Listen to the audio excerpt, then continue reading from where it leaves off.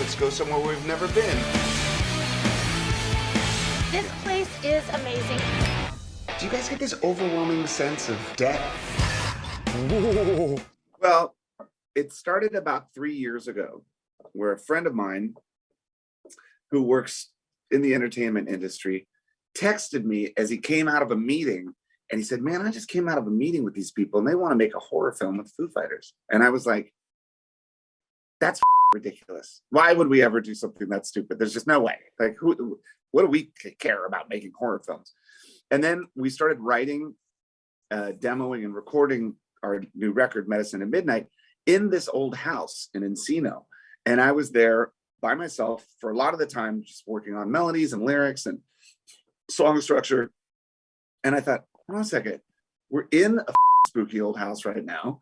How about this? Why don't we finish making the record, take a couple weeks off, and then just shoot some silly little horror film without any intention of making a full-length feature film. I thought that we would do it in true Foo Fighters fashion, like, yeah, call our friends with cameras and we'll just, we'll make the Living Dead, just sort of like run and gun kind of movie. And oh my God, it ballooned into this huge project.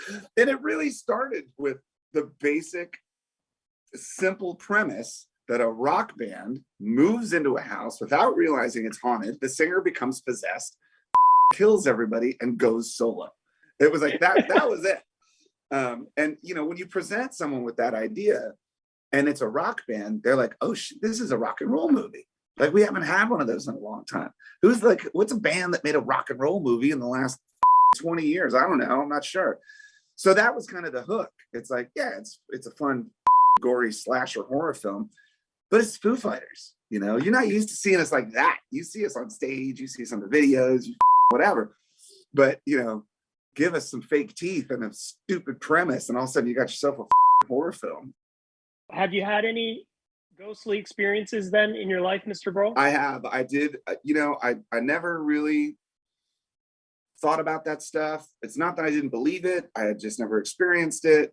Never had any weird paranormal experiences until I moved into a house in Seattle in 1993.